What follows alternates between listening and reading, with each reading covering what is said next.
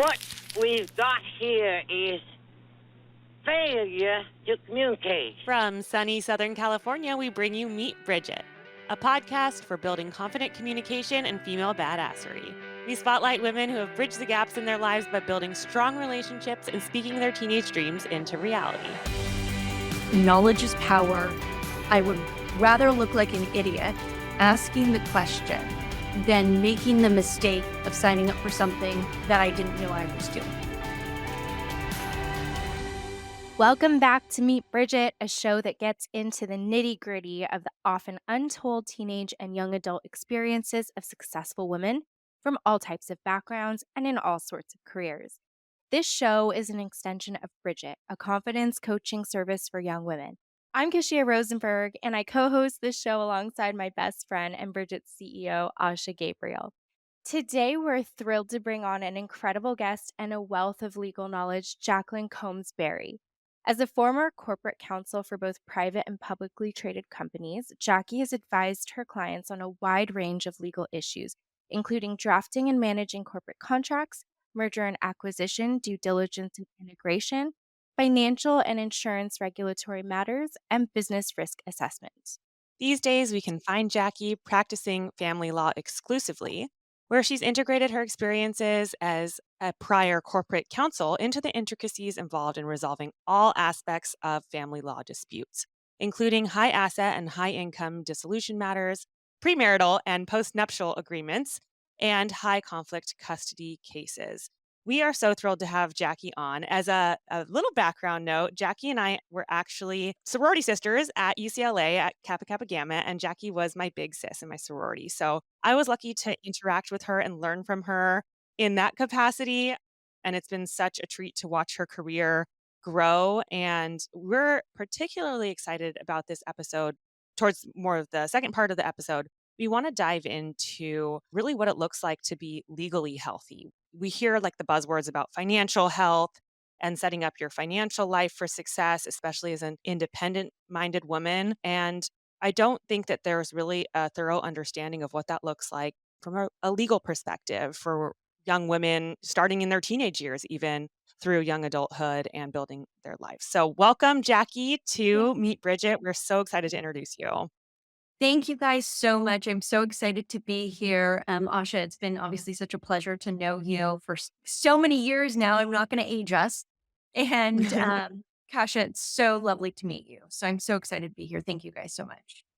Absolutely. So, like Asha said, we're really passionate about empowering our audience with knowledge and just like these real nuggets of truth and confidence in their decision making. And I agree. I think that there is a big gap in all matters legal. Like, I just think that that's not something that we talk about in school. I don't think it's something that most families really have as a topic at the dinner table to like prepare their kids for, unless it comes up, And so we're really interested in talking to you about all of this. So, where did your interest in family law start? How did you decide that you wanted this to be your career? And take it away, start from there. Yeah, no, thank you. So I kind of fell into family law serendipitously. I was a corporate attorney. Growing up, you think, I want to be in corporate, or I want to be in business, or I want to be in these, niches, let's just say. And I realized after however many years of practicing corporate law, I wanted something a little bit more personal. And through friends of friends, I just kind of fell into the prior firm I was with that was acquired by my current firm, Blank Row. So I've been practicing family law exclusively for almost 6 years, and I've been practicing law almost 11. I really love what I do. I think it integrates a lot of, corporate background, because at the end of the day, you're really, making deals for people in a very difficult time during their life, or during a very positive time in their life if they're getting married. It's been a wild ride. How's that? Yeah. I mean, we're always so interested because what we found is that there are connections to the career that you end up. There's usually a connection to something you had an interest in or a personality type that you had when you were young. When you were a little girl, did you like already kind of know you were going to be a lawyer, or looking back, are there things about who you were as a young girl that kind of makes sense now that you're doing what you're doing? I wanted to be a lawyer from probably age 5.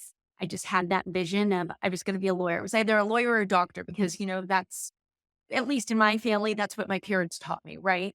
Go into a profession. And that's not for everybody, but I just had it out that I was going to do this. And I did it. But I will say to your point of finding the skills that are good for you, I was always really good at conflict resolution and mediating Mm. issues. And in my role now, and even when I was a corporate attorney, in the art of making the deal, you're mediating and you're resolving conflict in various different aspects of people's lives.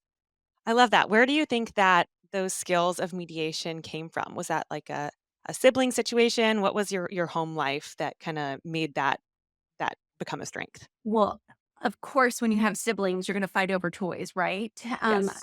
I don't think it was so much that. It was more probably being the friend that people came to and wanting to resolve their issues or, get insight. And not that I blocked out my elementary and teenage years, but it's going to take me a minute to go back to that time. When you were younger, I mean, 5 years old is such a fresh young age to decide what you want to do, but for, a lot of people who have these passions that really drive them into their careers, you do hear that there's, like, just that idea or that seed that gets planted and it Yeah. just kind of takes off from there. You hear that with, like, a lot of artists or creative professions. What was your idea of law as a young child, and how did that sort of evolve over time? Because, like, at 5 years old, I imagine your idea of, like, what you'd be doing day to day as a lawyer would be really, really different from what your life actually looks like now. Or maybe it's not, Yeah. actually. I'm interested to hear. No, that's a great question. And I will say this, my experience as a family law attorney is very different than my experience as a corporate attorney, right? While it is corporate, it's less corporate in the sense of I can wear jeans to meetings with my clients because my clients are people, right? Everybody Mm. has their own experiences. I'm not necessarily going to be in a suit every single day. I think the idea of wanting to be a lawyer as a kid and was really about the education and educating myself and being a resource for others. I don't think I really had the idea or concept at such a young age of what that meant other than just the title. And I think that's actually a really good point in the sense that, as young kids, we feed off what they sell in the sense that go get your education, you're going to be taken care of and you can provide for your family. And that idea is, as a young child, is very different than what the practicality of it becomes. I thought being a corporate lawyer would be very exciting and working on deals, and it was, but it just wasn't for me. And I needed a little bit more of a human touch, which is really what, led me into family law. I think that's such a good point because Keisha and I have talked about this and in our own interviews even kind of covered some of this. I think that especially with our generation when we were young, particularly if you're in a family that's very like education Right. focused and raising children, you do hear these like they're kind of these broad category ideas of careers you can do. And it's like, yeah, Yes. doctor, lawyer, or like finance or business person. Yeah. That was what it was for me. And I never really got kind of inside what that actually meant until I started meeting people who had these careers, which is really like the whole purpose of our platform, right? Is Right. to create a human side and a real background and depth and story to like so many careers because I think that it's such a big learning as we get older. It's like, wow, I think when I was a kid, I thought I had like 5 careers to choose from, and there are literally like millions of careers to choose from. Mhm. But even within the law practice, like you think lawyer, and I think that most children or young people would think like, oh, like in the movies, like they're in the courtroom, Exactly. is that Yeah. every day, and it's like high stakes, and they're putting on a performance, and it's like, well, so much of that job is all of the documents and the time and getting clients. Like there's so many other things involved, and then within that, like there are so many different areas of law where it's like a family law attorney, you have real estate law, you could have corporate litigation, or you could have like employment law. Like I have a Right. cousin in employment law, and they're all totally different jobs and totally different lifestyles. So I love you kind of like sharing your experience in different areas of law. No, I think, and that you raise a really good point. And what I did not articulate well was exactly what you said. It's, having these 5 career options available to you and picking the one that you think is best. But as as we all know, the landscape of what there is out there has significantly changed from when our parents started their careers and when our grandparents started their careers. And I think with more information about what those opportunities are, it provides greater opportunity for the youth who are going into their careers and beginning their careers. And financial independence can come in multiple ways. And I think going back to that point is, when I wanted to be a lawyer, I was like, okay, well, this will provide for my family. This will be financial independence. But there are so many other avenues that can provide for that do not mean I'm, at a desk 15 hours a day working. Hmm. Absolutely. And I can only imagine, I mean, in your day to day work now and seeing so many different, even kind of like legal arrangements of families and how people come Right. together and what a family is even defined as for people, has Right. probably like just opened your mind up to even more different combinations and iterations of what that can look like for people. Absolutely. And I think one of the best parts about doing what I do is number one, there's no judgment. You cannot do what, be in people's lives with judgment.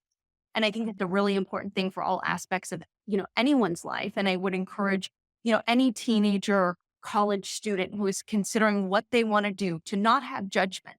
Because had I taken away the judgment that I had 20 years ago, because, as a young kid, you think you know everything, I might do a different career path in the sense that I would have explored other opportunities that I didn't think were within those five realms of careers that I could do. I love that you said you're making the point of, like, not having judgment going as a lawyer, and just going back to that headspace of, like, a child thinking of, like, "Oh, what would it take for me to be a lawyer?" I feel like a lot of people are like, "Oh, if I'm gonna be a good lawyer, I have to be opinionated and argumentative," or, like, Hmm. really a strong personality, and it's so interesting that you made that point and that you're so good at what you do, but it's almost actually the opposite of being able to, like, come in as, like, a blank slate and, like, really absorb what your client's bringing to you and not judging it at all to Right. start. I think that's such a good point.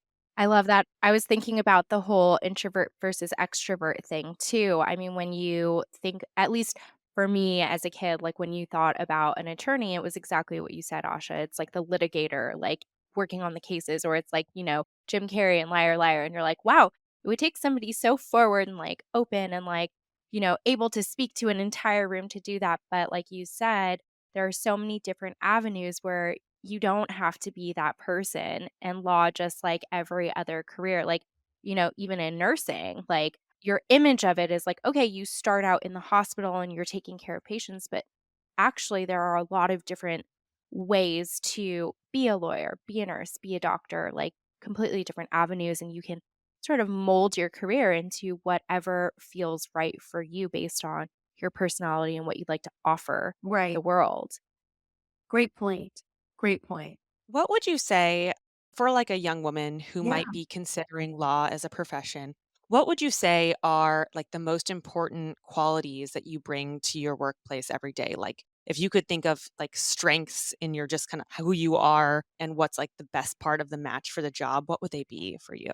Great question. So I think work ethic, of course, because if you want to be great at anything, it doesn't matter what career it is or what aspect of your life. If you want to be, an Olympian, if you want to be the best parent, if you want to be the best sibling, you have to work and you have to put in the work to do that. And I also think that means not just the work at learning your profession, but doing the work on yourself. So to make sure that you are whole, being able to be the best and to get into that mindset that, yes, you can do it. And I think, work ethic is one. I think being able to adapt is really important and pivot, whether it's in your career or whether it's given an opportunity or whether it's in a deal or in a conversation, taking a step back, hearing what the other person is saying or recognizing the situation and how do we get out of the mindset of there's only one way to do this. And there's a really great quote that it's not the most intelligent of the species that survive, but it is the most adaptable. And I try to strive by that because the more you adapt, the more you are able to be better and the more you are able to, survive in any aspect of your life. I think honesty is really important. And I think being open minded is really important because everybody's coming from a different place in their life.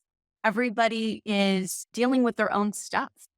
and somebody may be really aggressive to you in a conversation. And it has nothing necessarily to do with you. It has everything to do with what's going on in their life. And they're either projecting it onto you or they're taking it out on you.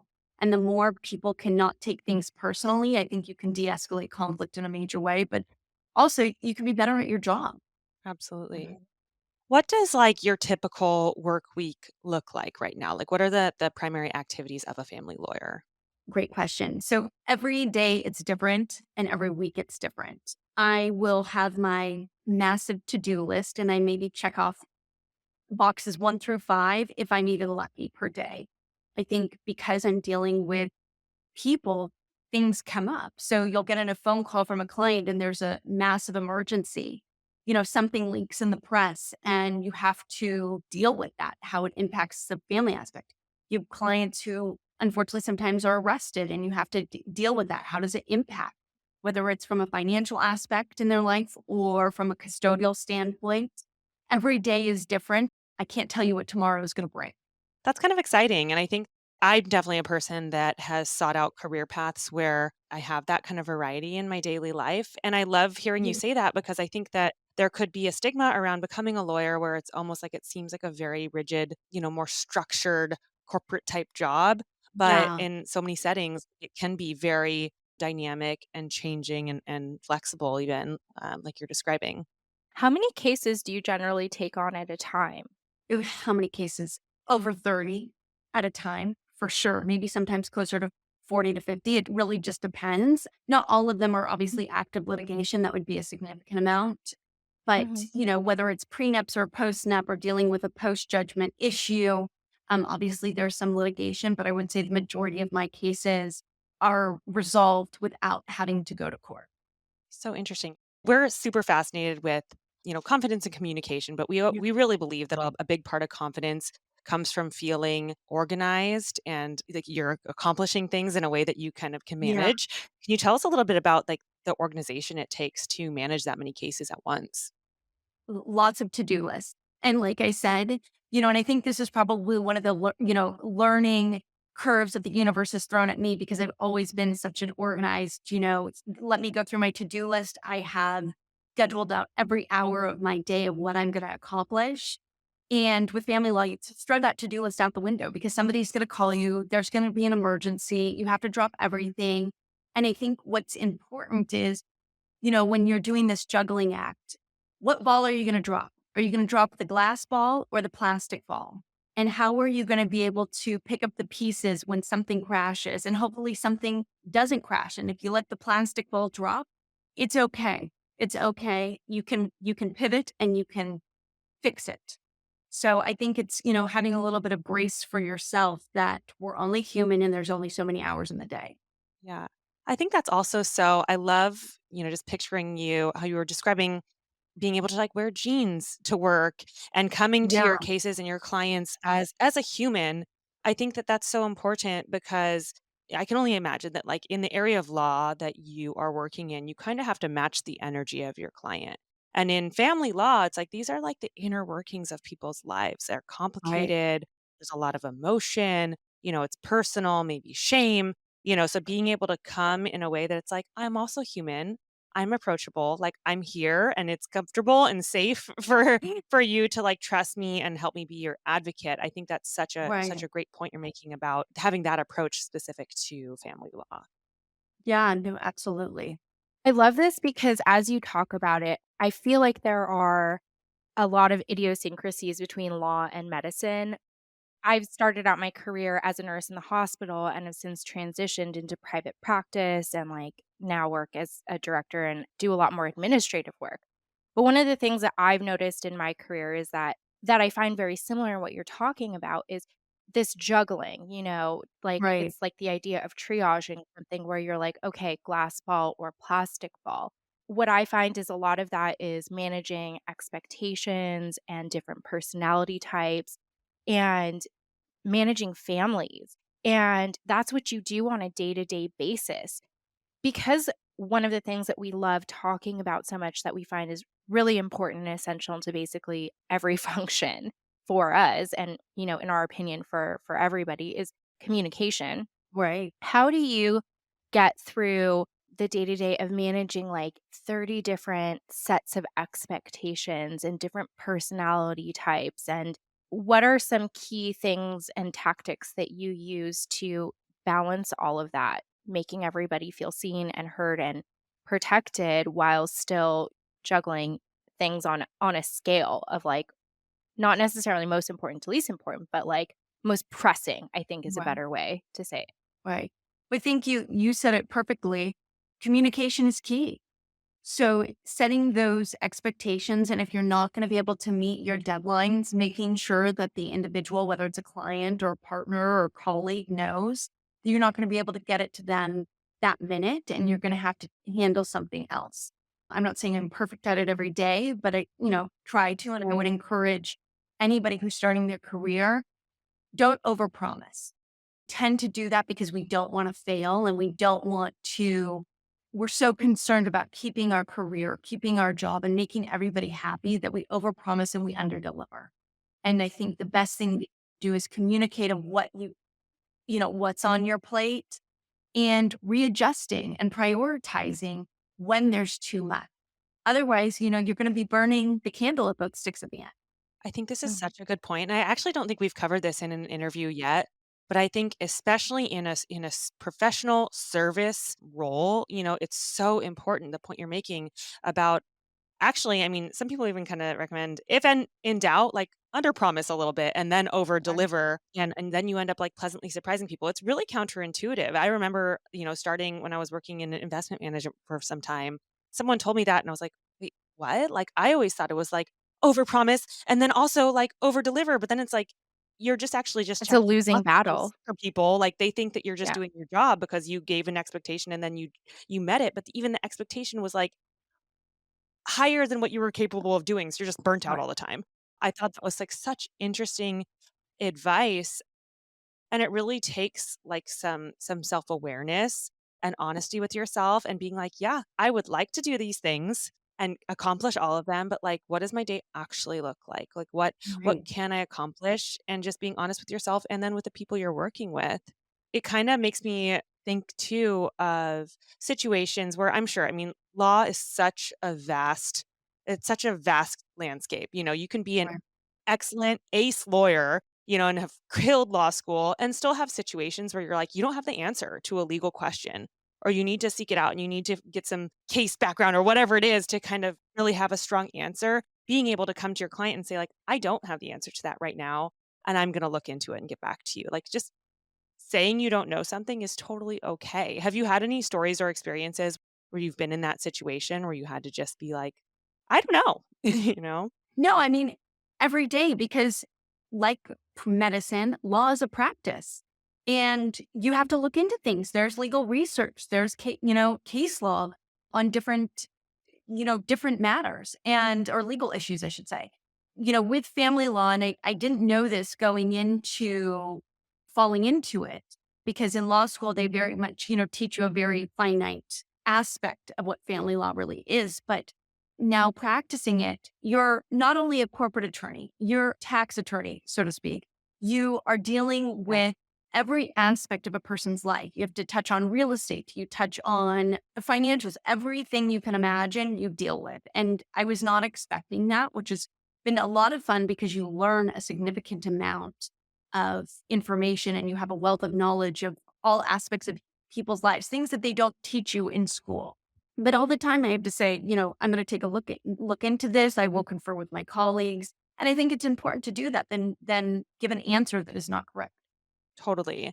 Obviously, law is connected to all these other different areas. Right. Who are like the most important kind of like business partner relationships in your day-to-day work? How do you build and manage those relationships? Great question. I work with a lot of business managers who I share clients with. I work with a lot of different lawyers in different aspects. So, like estate planning lawyers, entertainment lawyers. I have a lot of entertainment clients, corporate attorneys, real estate attorneys, you name it. And I probably have dealt with them. I deal with publicists. I deal with wealth managers. I deal with, client Amazing. assistants. You never know who's going to be involved. And a lot of people are always involved. I'm listening to this and I love how the idea of being adaptable really rings true in, how you talk about your daily life. You spoke about the person that is the most adaptable in the room is often the most successful, and I really love that. I think that that resonates deeply, especially in today's world where it seems like information moves really quickly. The world is changing daily. You have like a new Supreme Court ruling, which means that like the implications are that like precedence changes. So I imagine that your job is very dependent on what the world looks like on any given day. How do you, and you spoke about this a little bit in your business partnership, how do you reach out to forge these successful relationships and like leverage your resources in order to be successful when dealing with a case? I think it's knowing when to use your resources and going to people and not wasting other people's time. So if you're going to, reach out to a resource, have your questions ready, know what you're talking Mhm. about, be mindful because time is currency and everybody's just trying to Mhm. get through their day, go back to their families or do whatever they want. And when they're making time for you, be respectful of that time. I think that's such good advice, That's It's gold. like gold because when someone reaches out to you for help and they've prepared, they know exactly what your area of expertise is, they understand the value of your time and they come to you in a focused way, like you want to work with that person again. Like you want to like everybody wants to share their information, like Keisha and I even talk about this when we're prepping for interviews. It's like we really do a lot of research and background and understanding and we put a lot of thought into what are the areas where this person can really shine? Like, how can we make our interview different from everybody else who's interviewed them? Right. Mhm. Putting in that work and respecting someone's time, I think, is such a way to pay respect and really compliment the value of the skills and service that that person's doing. So great advice. Thank you. I have one more question about kind of what it's like to be a family lawyer before we sort of shift gears and talk about kind of law 101 for young women. And that question is, you're coming into so many different family situations as a lawyer. And obviously, like you are a human, you have your own family, and I'm sure you actually have too, like your own set of opinions about what smart decisions look like what things should be set up, like how a family should kind of run its, legal setup. How do you kind of like bring your whole self to your clients and like helping them be an advocate for them and everything, but also like keep your own bias or personal opinions or family background kind of separate? How do you manage that gray area? The most important thing to know is that every family is different. Everybody was raised with different biases or opinions, and what they need to do that's best for their family may be different than what you need to do for your family. And I'm not going to project what, I do with my family onto another family. From a legal standpoint, there are certain things that are appropriate and there are certain things that are, let's say, not appropriate. And that can be dealt with in the case. But, if somebody wants to give their kids food that I wouldn't agree with to give my own child, let them live. Let them live. We're only here on this earth one time and enjoy your life. I think, it's really knowing what issues to press and what issues are important. And the rest of it is, people have to live their lives. In the same vein, have you ever, I think that, I mean, in my experience in real estate, Yeah. it's like really choosing to work together. People kind of think like, oh, I'll just hire a real estate agent. But I think in successful real Yeah. estate relationships, it's like the agent also is kind of interviewing the client to make sure that it's like, is this a person that I Yep. can best serve? And there are listings that you turn down, if you've really Absolutely. established the way that you work. So have you had any situations where it's like, nope, like this isn't a good match, or I'm gonna have to walk away, or like recommend other representation? Does that ever happen?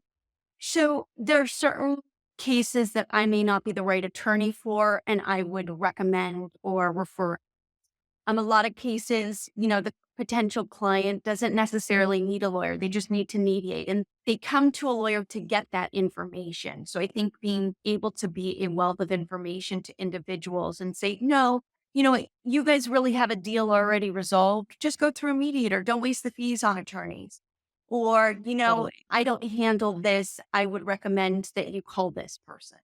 you and I, we've talked, about what you do and Right. stuff offline, Right. and I think that offering yourself, I mean, you're so busy, I'm sure, with the cases and the clients you already have, but you also, what one thing I've really noticed about you is that you do share your knowledge up front, without like commitment and having to hire you on. Like, you are so accessible. And I think that also, for someone on the outside, I might be like, well, what if like, you're getting it's so much work that you're maybe not getting paid for right up front or whatever, but it really establishes you as a wealth of knowledge, as a professional.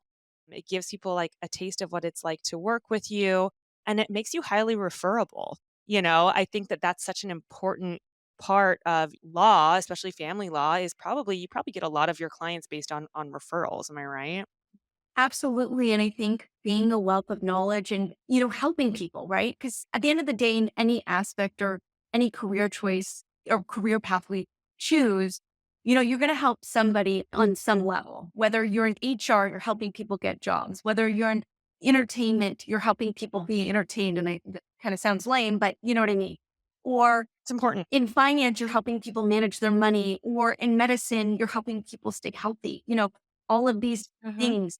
And of course, people are going to look to you because they don't have somebody else that they can ask these questions. And I think being able to provide a safe space where people can come to you and ask questions that they wouldn't feel comfortable even talking to their own spouse about is an important thing to do. And I think that that's something I can give back. I love how transparent you are too with your answers and like how clear and concise you are in describing what your goals are for people, what you do. I think that that probably makes a lot of your clients feel very comfortable because you just do such a good job of representing yourself, and I Thank think you. that's key. Thank you. It's really interesting too. Like, we first met in college, Yeah. obviously before you had plotted out exactly that you were going to be where you are today, Right. and you already had that quality. You've always been a very clear, direct, concise and honest communicator. And I think that, for anyone that's kind of like exploring career paths and might have those qualities, it's fun to share that this is a potential path where that can really shine. Yeah. I love it. Yeah. Thank you. Well, I'd love to kind of shift into, a little bit more of like an educational approach. There is so much confusion, fear around what it means to like set up your life legally in a way that works for you. And we really seek to empower women from, their youth to their old age. And I'd love to kind of dive into like a sort of like legal setup for an independent woman for stages of her life, even like the mindset of Yeah. thinking like a lawyer, like kind of, Like how to be um, cognizant. Yeah. yes, like how early can someone start thinking about legal perspective? Yeah. No, great question. And I think the answer could go on forever. I think that people can start thinking about different aspects of their life. So you have your, let's say marriage and marriage planning. You have death and death planning. And I know that sounds very morbid for an 18-year-old to think about, but it is something to consider. You have, potentially children and children planning. So when you look at different aspects of your life and, career planning aside, what are the legal intricacies of each aspect? So when you go into a marriage, you may talk about doing, and even before marriage, if you live with somebody, you might consider, talking about a cohabitation agreement and what are your financial responsibilities in that partnership. In marriage, the same. What financial conversations are you going to have before? And I think one of the things is people are so afraid to talk about money. And I would say this when, I was younger, I'm so afraid to talk about money because it's not something that you talk about at the dinner table. But I think financial independence, financial literacy is probably the most important thing that we can teach to our children so that they are not scared of money and they are not feeling like there's only one career path for them that's going to be able to provide for themselves and their own family. And with respect to that, I think it's really important to note that a marriage, I think of a marriage as a partnership. And any relationship, whether you're married or not, it is a partnership. And if you're going into business with somebody, you're going to look at the financials. You're going to have those kinds of conversations before you decide to go into business with somebody. How is that any different than if you're, getting married? How are you going to split your bills? If somebody's going to stay at home, what does that look like? If you are going to have children, do you want to send them to public or private school? What does that mean? There are all of these different aspects. So I think, these are things people don't necessarily think about. Yeah, I mean, I think there are just so many things that I think that a young person can even just adopt a legal mindset to, that where you might not necessarily think you could apply it. Like you were talking about like a cohabitation agreement. Such a good idea. I'm like, and you don't even have to have a lawyer to kind of think in a legal way where it's like, all Right. right, I have a roommate, like we're signing this lease together. Like what else, might we want to like agree on and sit down and have a conversation about like, okay, you're going to pay the gas bill. Let's write that down. Like, I'll be the one responsible for internet. Let's write that down and just sign it so that, Absolutely. like, just kind of thinking, like, okay, if things were to go wrong, what would I wish I had as a reference point? And just Uh-huh. write it down and sign it. And it's like, if you have to get a lawyer involved eventually, that's great, or if you have the money to get them from the beginning, the resources to bring a lawyer on in the beginning, by all means do.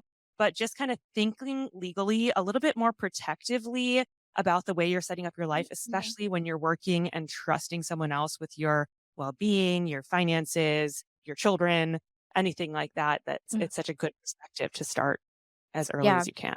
One of the things I hear a lot too, and I just want to, because I'm really interested to get your take on this, Jackie, is like I often hear young people talk about legal issues in not a negative light, but for example, like I was talking to one of my younger siblings about establishing a contract, like a very basic contract with somebody that she wanted to go into business with. And my advice for her, not being a legal professional, but my advice for her was like, just put it in writing. It's not because you necessarily expect it to go wrong, but it's part of establishing communication up front and then keeping each other accountable, keeping yourself accountable for what you say you're going to do and like for the other person as well.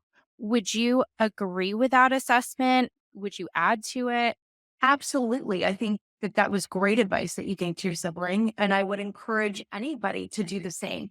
Again, when you're going into business with somebody, it's great to have trust, but it's also great to rely on a document that you can use later if you need to or refer back to, because people's memories are short.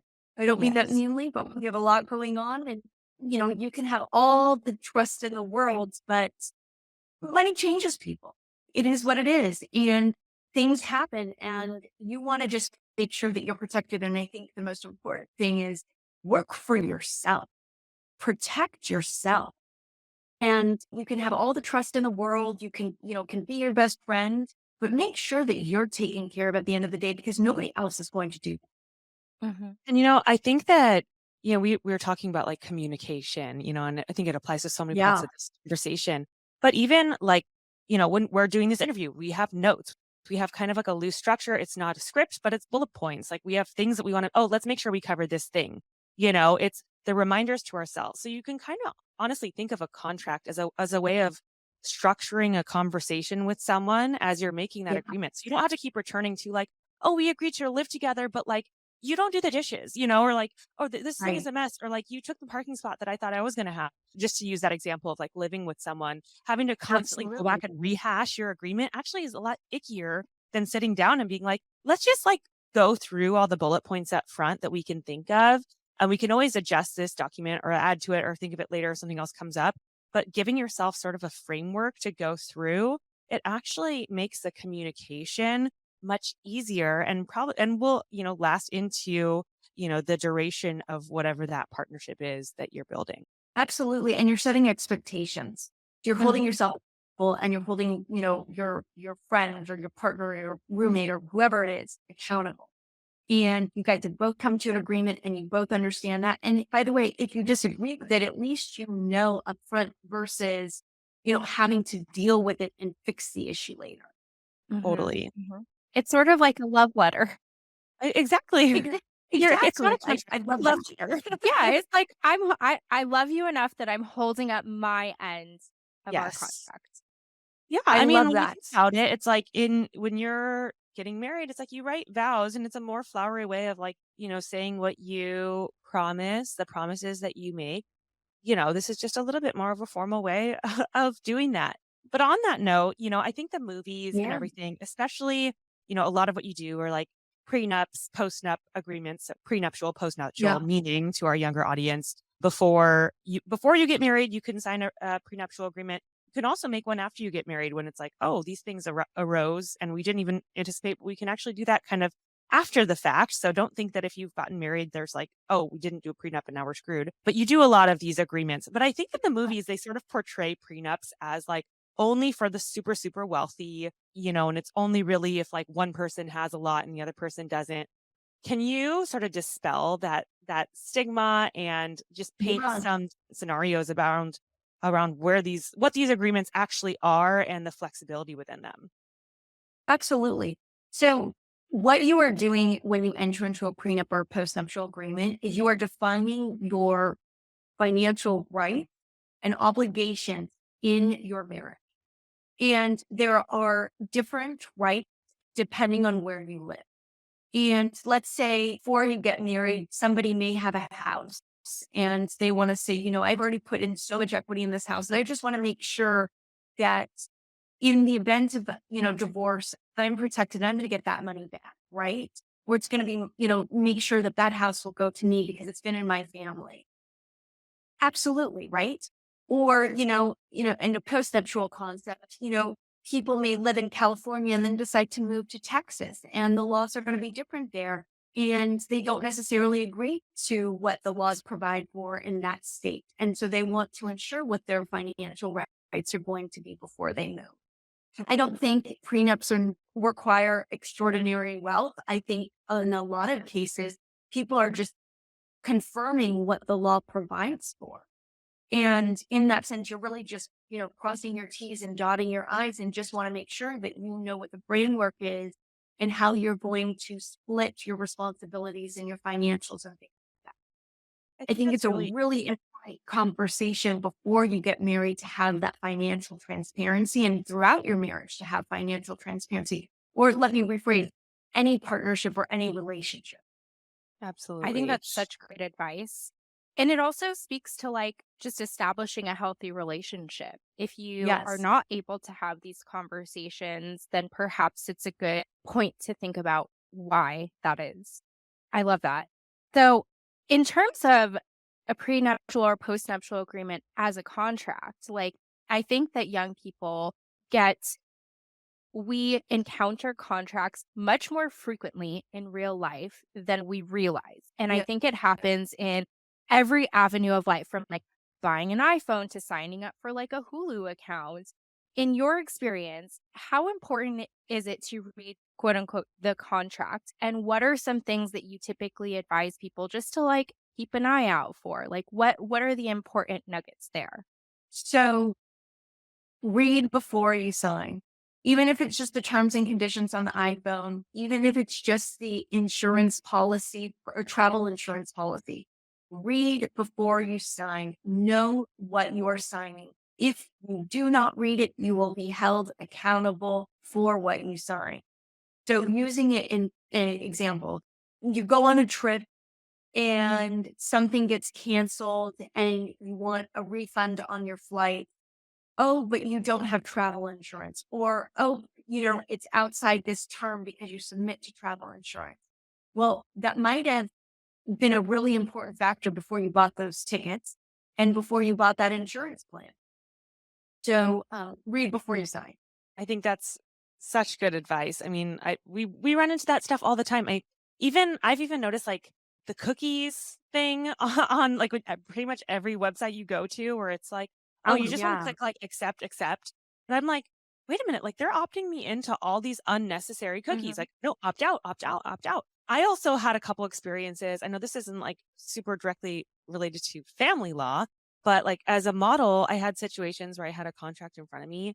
And I think that sometimes, especially if you're maybe in a like the less powerful situation, or you're young or Mhm. whatever, you're being hired for something, there is sometimes this fear because it's a document in front of you.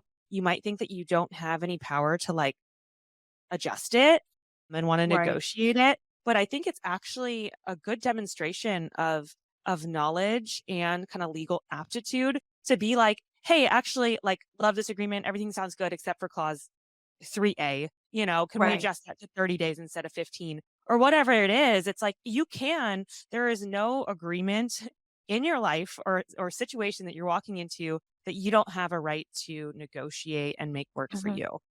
Right. Which I also What? want to point out that, like, the name itself, agreement, implies that both parties have a right to look at it and decide what works for both parties. Right. I think everything in life is negotiable. Who's going to do the dishes tonight? Who's going to walk the dog? Who's going to do the diaper change? I mean, it may not be perfect, but everything is negotiable. And what is the worst thing that the other party can say? No. But if you did not ask for it, you do not know what the answer is. So don't take yourself out of the running before putting yourself in. I love that. If you had a little sister that was just kind of entering her young adulthood and you wanted her to kind of educate herself, maybe she wasn't becoming a lawyer, but you just wanted her to have a standard like set of like just legal knowledge. As she approaches big decisions like getting hired, like getting married, like starting a family, where would you point her in terms of like educating herself about these things, or what are some like basic things that you're like, learn about this, know what this term means? I would probably, the first thing I would tell a younger self of mine or sibling or anybody, take your time. Enjoy being in your 20s, in your teenage years. Work is always going to be there. And I know it's so easy to say that, but take your time. Go take that trip. Time is currency. Enjoy your life. I would say, from an educational standpoint, meet anybody in any profession that you can meet. Take them to coffee, ask them questions, be respectful and learn and be open to learning and understanding everything that you didn't learn in school, because you're not going to learn the majority of things that you're going to use in your life. You're in school. I would say, speak with a financial advisor or a wealth manager. I would say talk to a business manager, talk to an insurance agent, talk to a lawyer, different types of lawyers, talk to a doctor, talk to anybody that you can meet who does anything. Talk to somebody in marketing, learn how you can market yourself, because I think the most successful individuals know how to market themselves. Not necessarily they may be the best at what they do, but they know how to market and build their business. Absolutely. I mean, that's kind of like what we're trying to do is like bring those conversations to a setting where it's like, okay, if you don't have time to meet one of these people in person, or you don't have access to a marketing Yeah. professional or a lawyer, like hop on Meet Bridget and, scroll through. You'll find somebody with a profession that you kind of have a curiosity about. But I love the point that you're making, that it's like even legal knowledge, it's not necessarily like you're reading a law book. It's like really anyone you meet and learning from their stories and their situations can make you feel more empowered and have a sense of, Yeah. control and empowerment in even your legal future. I think also like law is one of those things that touches pretty much every profession. And, in real estate, Totally. it's funny because I can't remember who said this to me, but it was like, if you haven't been sued, you're probably not doing something that big. And I'm like, and I think that's debatable, but I think that there is just like, as deals and business and stuff gets bigger and bigger, like people are going to disagree. So there's so many Right. different stories that you can glean from people. Like, hey, have you ever been in like a lawsuit? Like, what did that look like? Like, what was a mistake you made, that ended up in a legal situation that you wish you could have done something else to avoid? I mean, these are like great questions to ask literally anyone in any field about law, that it really extends to every field. Can you explain the difference between, I think you mentioned it earlier, but family law and estate law are connected but different. Can you explain that difference for our audience? Absolutely. So family law is basically getting people married and getting people divorced. And I'm going to say, and all aspects of what that means. So a financial marital settlement agreement, a prenuptial agreement, a postnuptial agreement, a cohabitation agreement, custody issues or matters, and post-judgment matters relating to your divorce or your relationship. It's also paternity actions. Estate planning is basically death planning, right? And I hate to say that again because it's morbid, but planning for your death or your passing and how to protect your assets. And it is a completely different legal practice than family law. Some practitioners do both. I do not. That's such a good distinction, and I think that could be very confusing from the outside, where it's like, oh, family law, it's like all things concerning the family. Like, so do you make trusts?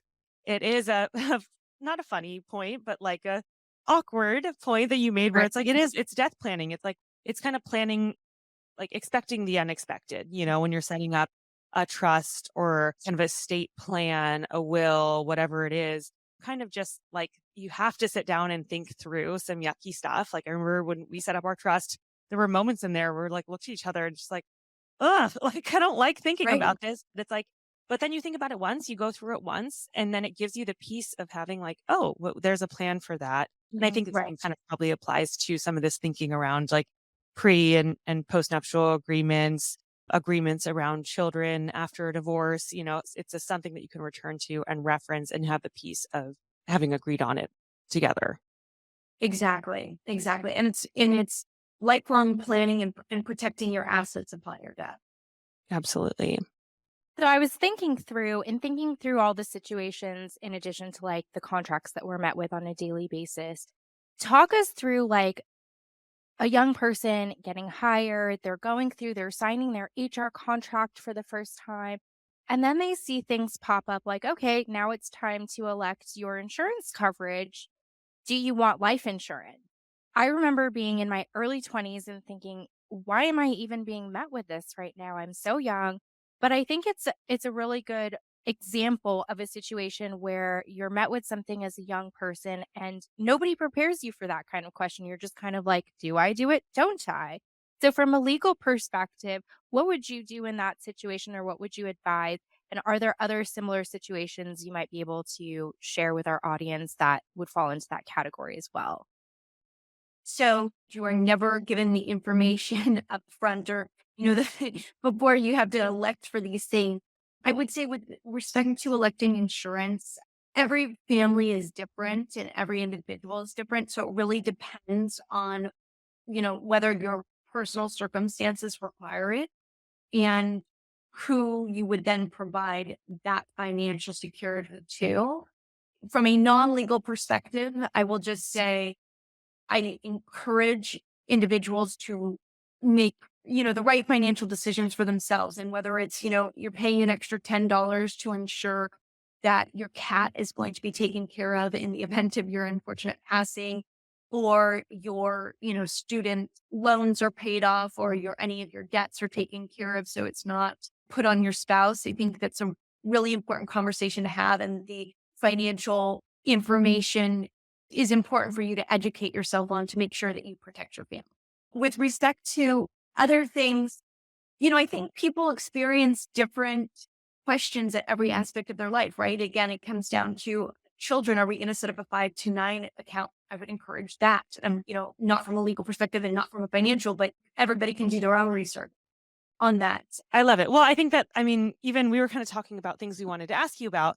And even within hearing your definition of family law, I'm thinking about this and I'm like, oh, we wanted to ask her about like, setting up trusts and like life insurance and these things. It's like, these don't actually even fall within family law. Now we're like talking about your profession and everything, but it goes to show you that like within your field, you are, because you're so connected to all these other facets of someone's life. And you're probably kind of like a starting point for someone to like, they'll ask you one of those questions and you have to refer out to something, but then you're kind of tying it to the work that you're doing. It really has like made you a professional and a source of knowledge in these areas, even outside what you technically like your job description is. I think that's such a great example. Thank you. So we usually close out our interviews. I feel like we could just sit with you for hours. Like you could write a book for us on all these topics, and it would be concise and beautiful and direct. But we want to respect your time. So we're going to jump into, we usually close out with a fast 5 questions. You can obviously elaborate, but try to just answer with whatever comes to mind. And I'll start with number 1. What is the best way to find a mentor in your experience? Mentors come in different shapes and sizes and at different points in your life for different lessons that you need to learn. I think when you are looking for a mentor, honesty is really important. And also, your boss may not be your mentor. There may be somebody else that is your mentor. Don't always look at the position of authority as being the mentor. I also think it's important to know if you are going to put your trust in somebody, what is that to them, right? How do they treat you? And how do they treat others in their life? When you look at a mentor, you can have a mentor for different aspects of your life, right? You can have somebody from a family perspective, you can have somebody from a business perspective, but there are different mentors for different purposes. And you may not agree with everything that your mentor does because at the end of the day, they're human as well. But I think you can take the best from every single individual that you meet and know what their strengths are and what their weaknesses are, because we all have weaknesses and we need to be honest with ourselves about what our weaknesses are and realize that, you know what, I can learn from this and I can be better at doing this because I've learned that hasn't worked out for this person, but they're really great at marketing or they're really great at this. And I can learn skills to be better myself based on how great they are at doing that. I think that's such important advice. That a mentor can be in really any capacity. Like you can kind of Right. find someone who's a quote unquote mentor, but it's like you admire the way they run their family schedule, or you admire the way that they've set up their business in this very specific way. Like, you don't have to be like, oh, am I your mentee now and you're my mentor? You can just connect with someone, express your appreciation and respect for whatever it is that they do, and acknowledge that it's like this person has something that I want to emulate. I look up to, and I'd like to know, how they did that thing. And it can be in so many different areas of your life for different periods of time, and for different reasons. Such a great response. Thank you. Okay. Number 2, most common legal mistake young women make. Not reading and not knowing the rights and being afraid to ask questions because we're too embarrassed to do so. Knowledge is power. I would rather look like an idiot asking the question than making the mistake of signing up for something that I didn't know I was doing, whether it's by not taking the risk or signing the contract I shouldn't have signed or whatever it is. But being too afraid to ask the question can lead to significant problems down the road. Of that. Super, super important. Number 3, what is your favorite type of client or case to work with? Favorite type of client or case, I would say I love clients who are nice. And I know that sounds so simple, but again, we're all human and we're all we're working for you and we're working with you. And it's really important to know that we all have, we come from different experiences, we come from different backgrounds. And I think it's really important, both as being the client and the service provider, to listen, right? Because if somebody's not going to take your advice, you can be the best lawyer for them or you can be the best advocate for them, but they're going to live their life and they're not going to agree with what you do. And either you're the right fit for them and that works for you and works for your relationship or it doesn't. And I also think as the client, it's really important to know you are selecting these individuals who are experts in their field, or so you hope, to provide you with the advice to navigate an experience that which you have not crossed before. So it is really important to know that you may not be the expert in this field. And using that, analogy in everyday life, like I would not be great at cutting my own hair. I go to somebody to cut my hair. I go to an expert to washing my dog, and I'm not as great at washing my own dog, little things like that. I entrust in a tutor for my child, or I entrust in somebody to help me with, landscaping my house or something like that. We all have expertise in different aspects of lives. And I think it's really important to know when you are selecting a professional to trust in them because they're trying to help you. Absolutely. Love it. Number 4, most impactful habit you've established for a successful day. Routine. Routine is great. Knowing what you're planning to do the next day. So I think routine starts the day before, right? Getting your Yes. to-do list ready for the following day, knowing, you know what, I'm going to wake up, I'm going to meditate, or I'm going to work out, or I'm going to, make my coffee, or I'm going to go on a walk, or, before I start the day and before I do this. And also taking care of yourself and making sure that you carve out time for yourself, because we get so lost in making time for others that we forget that self-care is needed in whatever aspect that is. So good.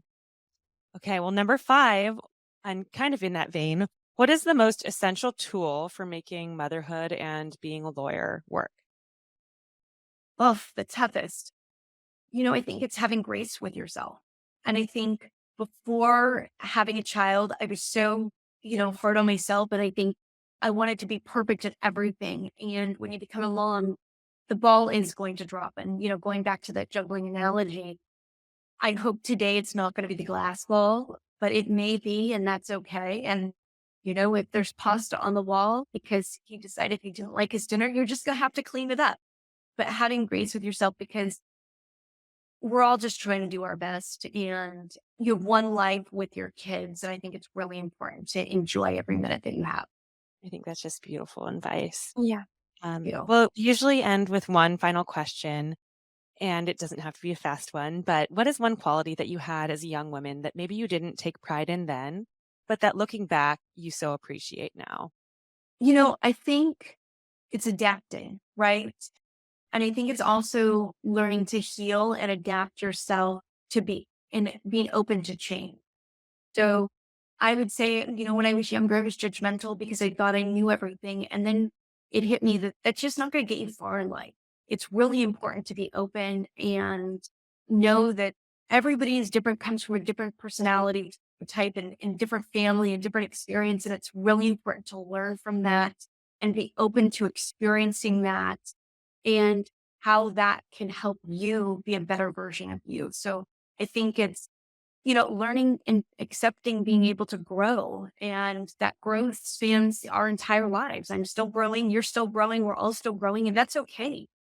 It's okay. And it's important. I love that. I love I think, Keisha and I have talked about this. If you look back and you're slightly embarrassed by somewhere you were or somewhere you started off, that's actually such a good sign because it means you've grown. If Yes. you look back and you were just yep, had it, yep, done, everything's exactly the same, that Right. means you haven't grown at all. So I Right. love that. No one wants to peak in middle school. No. Exactly. I think what you say is if you're gonna fall forward, right? Yeah. Fall forward into Yes. the next lesson and into the next lesson, because I think that the universe is gonna keep presenting these lessons to you until you realize what is that trying to teach me? And it moves you towards the next growth experience that you need. I love it. Well, Jackie, this has been such a treat. Before we go, where can people find you if they want to reach out to you, to hire you, to learn more about you? Pimp yourself out. Thank you. So I'm an attorney at Blank Roan. You can find me on the Blank Roan website.